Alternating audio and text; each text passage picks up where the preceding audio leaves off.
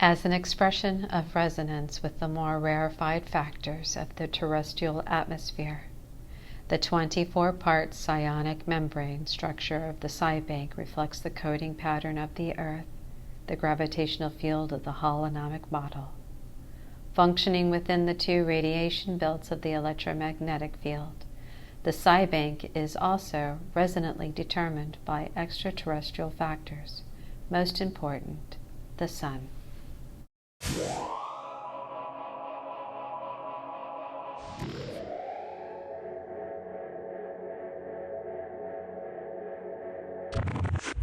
As the source and sustainer of life, the Sun is so obviously fundamental to our existence that its actual influence is easily overlooked, especially as the process of psychosensory elaboration becomes the major conditioning factor in our experience. Sun worship, which so universally characterized the pristine hieratic stage of civilization, was not a fearful, superstitious act, but one grounded in a meaningful perception and experience of the role of the Sun plays in the relation to the Earth.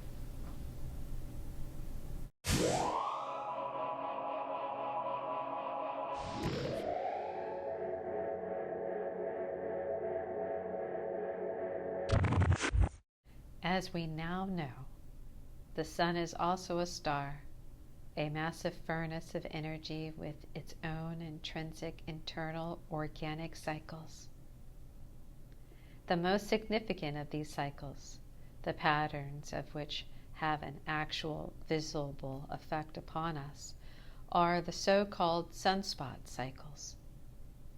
The movement of these magnetic spots, which continues unceasingly, produces cumulative electromagnetic effects upon the radiation belt expressed periodically in the upper atmosphere as aurora and in the lower atmosphere as disruption of radio waves.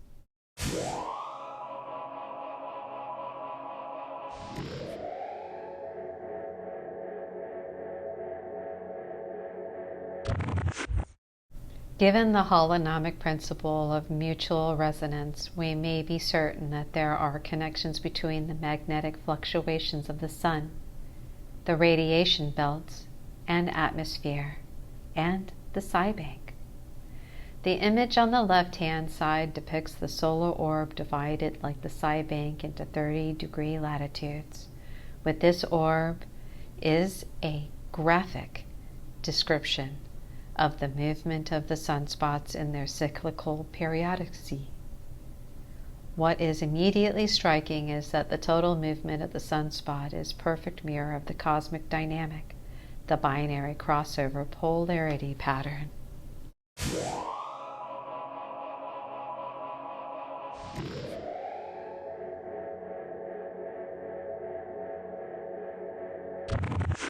Moving in binary pairs, beginning at the 30-degree latitude north and south of the solar equator, one spot is positively charged, the other negatively. Over a period that averages 11.3 years, these two binary spots slowly pulse inward until they meet at the solar equator. When this occurs, there is a jump.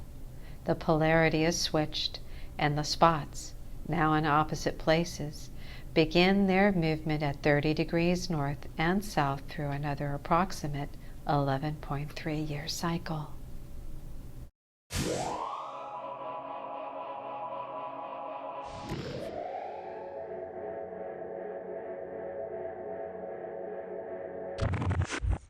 Though the complete cycle is about 22.6 years, it is at the 11.3-year crossover polarity point that the effects of the sunspot attain maximum effect on the Earth's magnetic field and upper atmosphere. As the cycle runs its course, the outer radiation belt becomes saturated with negative solar electrons, corresponding to the movement and moment of a crossover polarity. The oversaturated outer belt rains solar radiation down upon the Earth. The most visible effects of this unique solar terrestrial synchronization is the manifestation of the Aurora Borealis, Austraea Borealis, and in the vicinity of the north and south magnetic poles, respectively.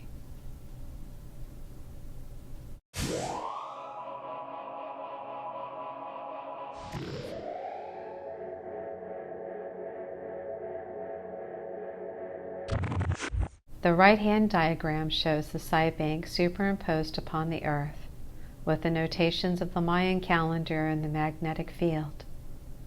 Translated into terrestrial terms, the 11.3-year sunspot cycle reversal represented a leap from the tropic hieratic leaf to the Arctic shamanic zone.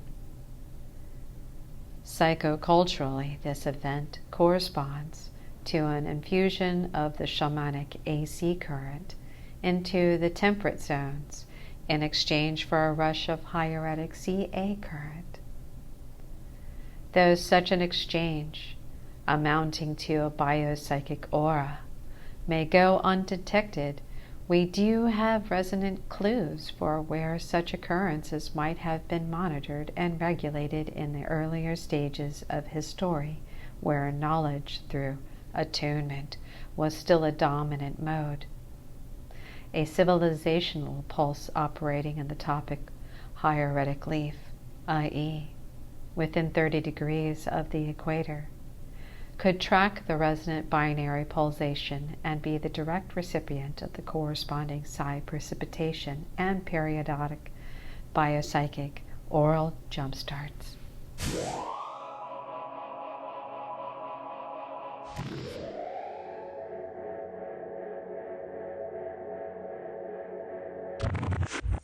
This point directly to the binary hieratic twins, the Mesoamerica and the Andean civilization pulses. Among the Mayan north of the equator, the tool developed for recording the binary pulsation of the sunspots were the sacred calendar, with its cycle of 13 units repeated 20 times for a total of 260 days. 16 of these Tzolk'in cycles comprised an 11.3-year period, the time for one major binary sunspot cycle to complete itself. The pulsation of each of these binary spots would account for 8 Tzolk'in apiece, the same number of Tzolk'in that comprise the side bank warp.